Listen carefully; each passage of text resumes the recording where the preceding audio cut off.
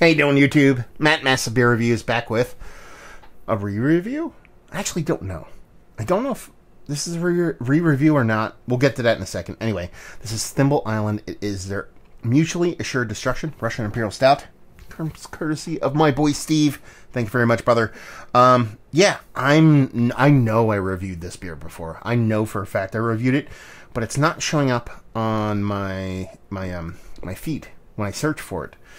So I'm 90% sure I did this as a mystery beer. The only other thing that happened is I got this, I recorded it, and my camera fucked up. That's what happened. Maybe. I don't know. So I'll have to go through my mystery beers. I know I've had this before. I knew I reviewed it before, but we're going to do it again.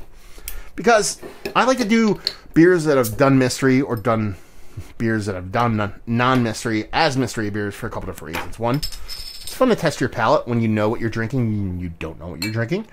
And two, I like it because, you know, a lot of people want to see reviews of beers, and if they're mystery beers, they don't know I reviewed it. They only know I did a mystery beer, because you can't put the actual beer in the title. That would ruin it for everybody. As far as the label goes, it's the Uncharted series, one of my favorite video games. It's brewed in Connecticut, and it comes in at 11% alcohol by volume. Yeah, there you go. Label-wise, I kind of dig it, because it's super, like, plain and ghetto, so I'd be a fan. As far as it looks, definitely looks part of Russian Imperial Stout, or Stout in general. A little bit of mahogany tones and a rich kind of super dark brown, erring towards black kind of body. Very much cola vibes, soda vibes all the way. Done and done. So, Russian Imperial Stout, what are we expecting? A couple different things. You can go a couple different directions with Russian Imperial Stouts. You can go the traditional route, which is a bittered stout. A big, rich, bittered stout. Not overly bittered, but definitely have a bittering component. A lot of times, there's a decent amount of hops in there, you know, for tastes of the old world. What was it, Catherine the Great or something like that? Made for? I forget. Anyway, or you can go, you know, the kind of two directions that you typically see American breweries go, which would be not bittering at all. Something that kind of is a little bit more, you know, just regular stout, or maybe something a lot of barrel-aged Russian Imperial Stouts end up in barrels. I don't know why that's the case. Or you can go the crazy, bonkers, overt, super crazy bittering route a la Old Rasputin from North Coast. That is bitter. That is way too bitter, and it's aggressively bitter. It's an American-made beer, so you kind of expect that. So hopefully she's in the OG classification, because that's where my loyalties lie when it comes to Russian Imperial Stouts. Stab to the nose. I think we have a winner.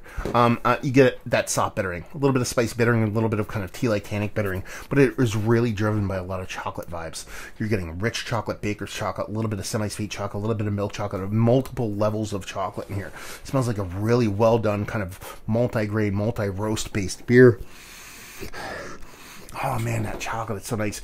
And the one cool thing about this, and I've gotten this in some of my favorite Russian Imperial Stouts, whether it be Black Albert, Destruce, King Shit of Fuck Mountain, my favorite of all time.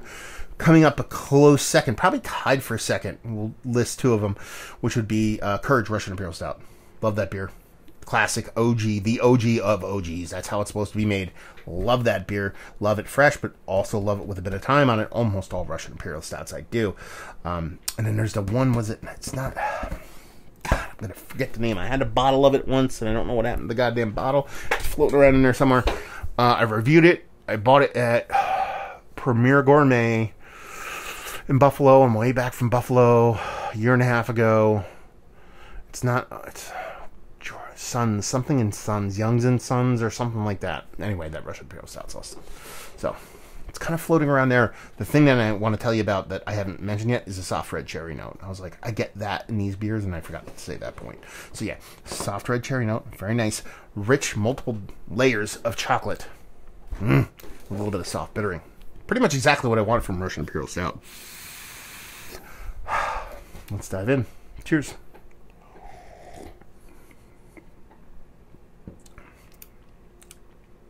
Okay, it's pretty aggressive on the bittering, but here's the thing. It has the sweetness to back it up. This is kind of where Russian Imperial Stouts should lie. Ooh, it's got a really nice roasty component to it. Comes off almost like barrel char. This is a tasty beer. You they're supposed to be bitter. Time will temper that a bit. That's why I like a lot of my Russian Imperial Stouts that have age on it.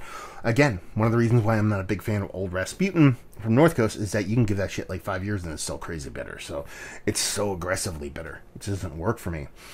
But on this, you get this really nice kind of slightly kind of like molasses, honey, syrupy kind of sweetness in a fun way, not in a crazy, overly sweet way, but that's the way the sweetness kind of comes off. But at the same time, you have this powdery, creamy, fluffy, chocolatey thing floating around there. Cool. Dig it. Then, from also the roasted malts, you're getting a bittering from that. And you're getting a roast from that that gets to the point where it's almost like barrel char-like, which is really turning me on. The bittering component marries with that barrel char kind of slightly charry, spicy characteristic. Kind of, I don't know if it accentuates the hops, just adds an extra dimension to that bitterness, which makes it an infinitely more complex beer. Really nice, dense mouthfeel, appropriate for the style. It's not super thick, but it's not anywhere close to thin. This is a really good beer.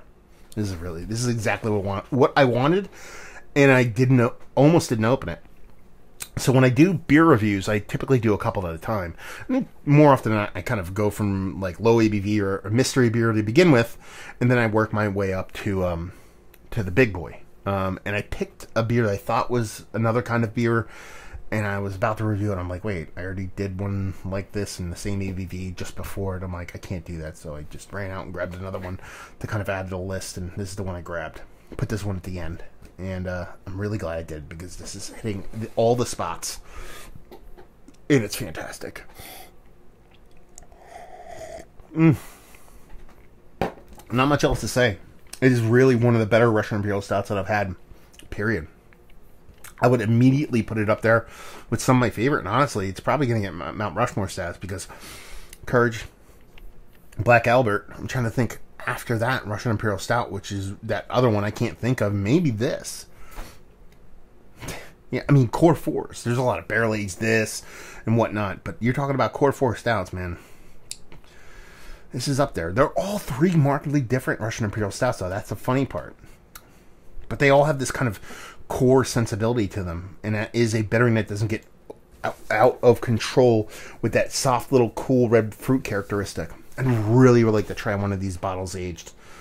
Yeah, because I think the way the sweetness comes off in this, like that syrupy kind of, like, it's not sharp, but it's a little bit above what you typically get from like a base General Malt kind of sweetness. It's almost like an added sweetness, like a residual sugar sweetness from like under attenuated beer almost, but it's richer and fuller. I think that would settle down. That would become more rounded. I think that bittering wouldn't go all too much outside of itself. It tempered itself a little bit, but I think a lot of it's derived from roasted malts and other bits and pieces outside of the hop, so I think it would kind of maintain itself, and I just think it would grow into something maybe a little bit savory, a little umami, a little soy sauce to add a little dimension to it. Yeah, this is a great beer. Whatever year this is, I can't find an actual date on it. I was looking for it earlier. If anybody knows how to date these, let me know. I don't see anything on the cap. But I think this would be killer with a little bit of time on it, and I'd really like to see this with like 5 years on it. Absolutely fantastic. One of the best Russian Imperial Stouts that I've had in quite some time, and up there, Mount Rushmore status level deliciousness. So it is one of the better Russian Imperial Stouts. From cut to that chase. Valued availability, no idea. If Steve or anybody out there wants to let me know what's what when it comes to this beer, listen, it's a Russian Imperial Stout in bottles. Chances are this is on shelves up there. You can just pick them up whenever you want. And leave you with, if you like what we like this beer. If you like Russian Imperial Stouts. And listen, if you like Old Rasputin, then you'd be like, oh, this isn't bitter enough. But then you're wrong. At least for me. So there you go. Another review in the books. Hopefully you guys enjoyed it. Down there if you want to talk about it. Massive Beers if you want to check me out through the social media stuff. Beer Massive. Want to check me out through the podcasting thing? Check that out. Hopefully you guys enjoyed the review. Hopefully enjoying a nice little Russian Imperial Stout right now. And hope to see you next time. Cheers.